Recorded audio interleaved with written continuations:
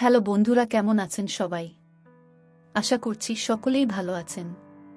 তো বন্ধুরা, আজকে তোমাদের জন্য নিয়ে এলাম খুবই মজাদার একটি ঘটনা। তাই ভিডিওটা শুরু থেকে শেষ অবধি দেখবেন। আশা করছি অনেক মজা পাবেন। এবার আসল ঘটনায় আসা যাক। অষ্টমঙ্গলা সেরে পরের দিনই সুগত অতসীকে নিয়ে দুন এক্সপ্রেসে চড়ে বসল। মুসৌরিতে এক সপ্তাহের জন্য থাকবে তারা। হানিমুন ডেস্টিনেশন বিয়ের আগেই স্থির করা ছিল। বিয়ের দুদিন আগে আত্মীয় স্বজন, ভাই বোনেরা সব এসে পড়েছিল। আইবুড়ো ভাতের দিন তো হাসি, আড্ডা, গানে জমে উঠেছিল আসর। সুগত খুব খুশি ছিল। বিয়ে নিয়ে প্রথম দিকে যথেষ্ট খুঁতখুঁতানি ছিল তার, তবে বাবা ও কাকারা তার জন্য উপযুক্ত পাত্রীর সন্ধান করে এনেছিলেন। অতসীদেরও মধ্যবিত্ত পরিবার, আত্মীয় স্বজন, হৈহুল্লোড় এসবের মধ্যেই বড় হয়েছে সে। পল সায়েন্সে এ করে বি.এড করছিল। সুগতর কোনো আপত্তি নেই যদি তার বউ স্কুলে চাকরি করে। সেও নিজে একটি কলেজে ফুল টাইম আর অন্য দুটি কলেজে পার্ট টাইম লেকচারার। তাছাড়া বাড়ির একতলায় তার কোচিং সেন্টারে ভিড় লেগেই আছে। সায়েন্সের টিচার সুগতদা বা সুগত স্যারকে ওই এলাকায় কে না চেনে। বিয়ে উপলক্ষে খুশির হাওয়া বইছিল বাড়িতে, কিন্তু ফুলসজ্জার পরের দিনই হঠাৎ করে কেন যে সুগত এত গম্ভীর হয়ে গেল। অতসীর মুখে হাসি তো সেই বিয়ের দিন থেকেই ছিল না। সুগতর মা মনোরমা ভেবেছিলেন যে মা বাপের একমাত্র মেয়ে, তাই হয়তো মন কষ্টে ভুগছে। কিন্তু এখন কেমন যেন অন্যরকম ঠেকছে। ফুলসজ্জার পরের দিন সকাল সকাল চায়ের কাপ হাতে ব্যালকনিতে দাঁড়িয়ে সুগত ব্যাক ব্রাশ করা চুলের ভেতর হাত চালাচ্ছিল অন্যমনস্কভাবে। মনোরমা ছেলের পিঠে হাত বুলিয়ে বললেন, হ্যাঁ রে, তুই কি এ বিয়েতে সুখী হসনি? কি যাতা বলছো মা? এখনই এসব কথা না বললেই নয়। বিরক্ত সুগত নিজের ঘরে ঢুকে সশব্দে দরজা বন্ধ করে দেয়। মা ভাবেন তার শান্ত সুশীল স্বভাবের ছেলেটার দুদিনেই কি হাল হয়েছে। আর দেরি না করে স্বামীকে বলেই ফেললেন তিনি। পই পই করে বললুম, ছেলের পছন্দ না জেনে বিয়ে দিও না। ছেলে আমার বিয়ে করতে চাইছে না, তাতে কি? অনেকেই তো আজকাল দেরি করে বিয়ে করে। এখন হলো তো কি যে সর্বনাশ হলো তা কে জানে। কি হয়েছেটা কি বলবে? সকাল সকাল এত ভূমিকা করছো কেন? খুলে বলো দেখি। ছেলে আমার সুখী হয়নি। অতসীকে ওর পছন্দ হয়নি। ও কি এসব কথা বলেছে নাকি? ও কি মুখ ফুটে বলার ছেলে? অন্য ধারা মানুষ আমার সুগত। বুক ফাটবে তবু মুখ ফুটবে না। আমি দেখে বুঝেছি। ওরা কাল রাতে আলাদা শুয়েছিল। ও এই ব্যাপার। হো হো করে হেসে ওঠেন শুভেন্দু। আরে হানিমুন থেকে ফিরে এলে দেখবে সব ঠিক হয়ে গিয়েছে। হলেই ভালো। আমার বাপু অত জ্বালা আর সয় না। মুসৌরিতে পৌঁছতে যথেষ্ট বেগ পেতে হলো। টাউনের অনেক আগেই গাড়ি থেকে নামতে বাধ্য হলো তারা। প্রচুর স্নোফল হয়েছে। অন্ততপক্ষে 5 কিলোমিটার পথ হেঁটে উঠলে তবেই তাদের হোটেলে পৌঁছানো সম্ভব। অতসী হিলতোলা জুতো পরেছিল।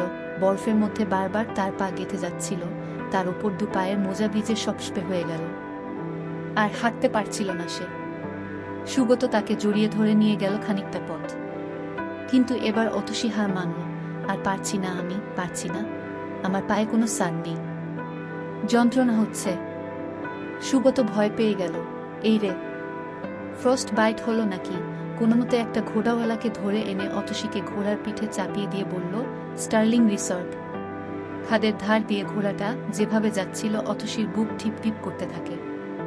কোনোমতে পিছনে ফিরে দেখার চেষ্টা করে সুগতকে, তাকেও দেখতে পায় না।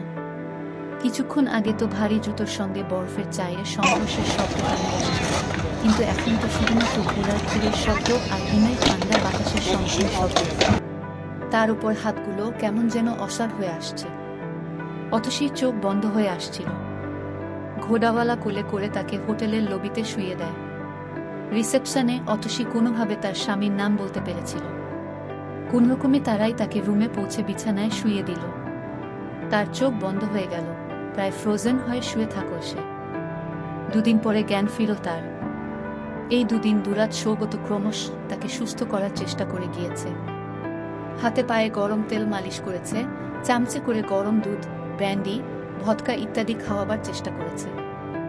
যখন কোনো কিছুই কাজে দিল না, তখন নিতান্ত কোনো উপায় না দেখে শুধু নিজের স্ত্রীকে বাঁচানোর তাগিদে তার শরীরের উত্তাপ দিতে বাধ্য হল।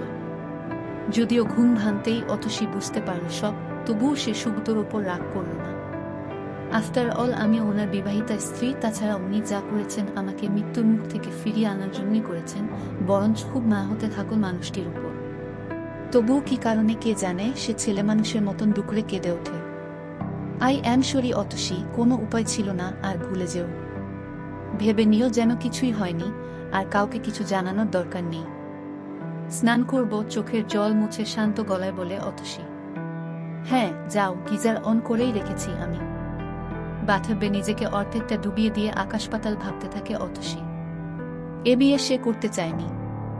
সে তো পলাশকে ভালোবাসে, কিন্তু পলাশ টালির বাড়িতে থাকে, প্রাইভেট জব করে, তাও সেলসম্যানের। শুনেই বাবা মা নিমরাজি হলেন। শুধু মা কিংবা বাবা নয়, জেঠু, মামনি, কাকিমা, মাসি, পিসি প্রত্যেকেই ওকে বোঝানোর খুব চেষ্টা করলেন, তুই পলাশের সঙ্গে বিয়ে করে সুখী হবি না অতসী, বোঝার চেষ্টা কর প্লিজ, ওদের স্ট্যাটাস আর আমাদের স্ট্যাটাস এক নয়। ভালোবাসা কি স্ট্যাটাস, জাতি, কমিউনিটি ওসব মানে পিসিমা? আমি যে ওকে খুব ভালোবেসেছি। ভালোবাসা এক, আর বিয়ে করে সংসার করা আর এক জিনিস। তুই টালির বাড়িতে বা কলোনিতে থাকতে পারবি, মা বললেন। অতসী, তুমি যদি ডিসাইড করে থাকো যে পলাশকেই বিয়ে করতে পারো, তবে কোনো অনুষ্ঠান জাঁকজমক ছাড়াই তোমাকে বিয়ে করতে হবে, কারণ আমি লোক হাসাতে পারবো না। তাছাড়া তুমি তো আমাদের আশা, স্বপ্নকে জলাঞ্জলি দিতে চাইছ। যেহেতু তুমি অ্যাডাল্ট, তোমায় তো আর জোর করে বিয়ের পিঁড়িতে বসাতে পারবো না। অতসী বাবা মাকেও কষ্ট দিতে চাইছিল না, আবার পলাশকে ভুলে যাওয়াও অসম্ভব। বিয়ের আগে বার চারেক ডেটিং এগিয়েছে সুগতর সঙ্গে। সারপ্রাইজিংলি সুগত তাকে প্রেমিকা রূপে এতখানি রেসপেক্ট দিয়েছে, কখনো ক্যান্ডেল নাইট ডিনার, কখনো সিঙ্গারকে রোমান্টিক গানের অনুরোধ করা, কখনো শ্যাম্পেনের সঙ্গে সেলিব্রেশন, কখনো হীরের আংটি। এত কিছুর মধ্যে সে পলাশের বিষয় বলে উঠতে পারল না।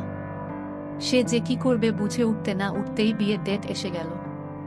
তবে ফুলসজ্জার দিন যখন সুগত তাকে আদর করতে চাইছিল, তখন সে এক ঝটকায় নিজেকে সরিয়ে নেয়। না, আপনি আমায় ছুতে পারেন না, আমার শরীর মন অন্য কারোর জন্য নিবেদিত।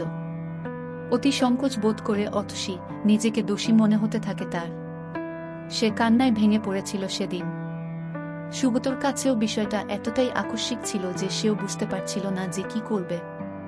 আত্মীয় স্বজন, বন্ধু বান্ধব, এমনকি ছাত্রছাত্রীদের সামনে তার প্রেস্টিজের দফারফা হয়ে যাবে যে। অত্যন্ত রূঢ় স্বরে বলেছিল, আগে বললে তো আমার জীবনটা এভাবে নষ্ট হতো না। শুনে অতসী মর্মে মরে যেতে থাকল। আজও তার বাথটবের জলেই ডুবে মরতে ইচ্ছে করছিল। ফ্রস্টবাইট হয়ে মরে গেলাম না কেন? হায় ঈশ্বর, এর চাইতে তো খাদে পড়ে মরে গেলেও ভালো ছিল। সুগতর মতো এমন একজন ভালো মানুষকে আমি কিভাবে ঠকালাম? পলাশের প্রেমিকা জানা সত্ত্বেও মানুষটা আমার কতখানি খেয়াল রাখছে, আমাকে কিভাবে যত্ন করছে। পলাশের সঙ্গে দেখা করে দেরাদুনের টিকিটও হাতে তুলে দিয়ে এসেছে। সুগত কেন এত কিছু করছে তার জন্য? এও কি ভালোবাসা, নাকি মহানুভবতা? মনে নানা রকম দ্বিধা দ্বন্দ্ব নিয়ে সে বাথরুম থেকে বেরিয়ে এলো। এসো, গরম কফি খাও, বেটার ফিল করবে। তারপর আমরা সাইট সিনে যাব। আজ ওয়েদার বেশ ভালো। আমি গাড়ি বলে দিয়েছি। আমি কোথাও যাব না, কফিতে চুমুক দিয়ে বলল অতসী। সরি, আমার মনে ছিল না যে আমার সে অধিকারটুকু নেই ওকে, আমি না হয় একাই ঘুরে আসুক, বিষাদ মাখানো স্বরে বলল সুগত। না তা নয়, আমার শরীর ও মন কোনটাই ভালো নেই। সে কি? আর 3 দিন পরেই তো পলাশ আসছে, তোমার তো আর মন খারাপ হবার কথা নয়। ছুটি পেল না, তা না হলে আরও আগেই আসত। আমি কথা দিয়েছিলাম যে তোমাদের মিলিয়ে দেব, কথা রেখেছি। অতসী চুপ করে থাকে। সেদিন সারাটা দিন সে ভাবনার অতল গহ্বরে তলিয়ে যায়। পরের দিন সে খানিকটা স্বাভাবিক হল। সুগতর সঙ্গে বন্ধুর মতো মিশতে থাকল, বেড়াতে গেল, কেনাকাটাও করল। তুমি আমার বাড়ির লোকের জন্য এত কিছু কেন কিনছো অতসী? ফিরে গিয়ে আমি কি জবাব দেব বলো তো? বলবেন অতসী খাদে পড়ে মরে গেছে, মরেই তো যাচ্ছিলাম। কি যা তা বলছো? অতসী বেঁচে থাকবে, হয়তো সারা জীবন আমার মনে। সুগতর চোখের গভীরতায় অতসীর কাজল কালো দৃষ্টি ডুবে যেতে থাকো। ছলছলিয়ে উঠল পটল চেরা চোখ দুটো। হর্ষবিষাদে আরো 3টে দিন পার হয়ে গেল। পলাশ ট্রেনে উঠে মেসেজ করেছিল, সুগত জানায়। শুনে আতসী রিয়্যাক্ট করে না। কাল পলাশ আসবে, অথচ সে খুশি হতে পারছে না কেন? আগে তো তার আসার খবর পেলেই বুকের ধুকপুকানি বেড়ে যেত। আজ কেন কোনো রকম অনুভূতি হচ্ছে না? তবে কি আমার অনুভূতিগুলো মরে গিয়েছে? অতসী ভাবে। আর সুগত দীর্ঘশ্বাস ফেলে, কাল পলাশের সঙ্গে অতসীর মিলন হবে। কাল অতসীকে পলাশের হাতে তুলে দিয়ে আমার ছুটি দরজা খুলে ব্যালকনিতে গিয়ে দাঁড়ায় অতসী। দূরে পাহাড়ের গায়ে আলোকসজ্জার দিকে এক দৃষ্টে তাকিয়ে নিজের মনকে প্রশ্ন করে, কি চাও তুমি মন? তুমি সুগতর সঙ্গে পলাশকে কম্পেয়ার করছো কেন? মন উত্তর দেয়, সুগত কত ম্যাচিওর, শান্ত, সুপুরুষ, আর পলাশ বদরাগী ছেলেমানুষ, ছ্যাবলামো ছাড়া তো আর কিছুই জানে না। ড্রিঙ্ক করার পরও সুগত কত শান্ত, বয়সটা, আর ও তো মাতাল হয়ে যায়। তোমার সারা শরীরটা ছিঁড়ে খুবলে খেতে চায়। সেই রাতে চোখে ঘুম নেই কারো, না অতসীর না সুক্তর। অতসীর মন ব্রেনের সঙ্গে লড়াই করে চলেছে। আর কি একটা শূন্যতা সুগতকে গিলে খেতে আসছে। এর মধ্যে কিভাবে আমি অতসীকে এতটা ভালোবেসে ফেললাম যে তাকে ছেড়ে থাকতে হবে বলে এতটা কষ্ট হচ্ছে, সুগত তার মনকে মানাতে পারছে না।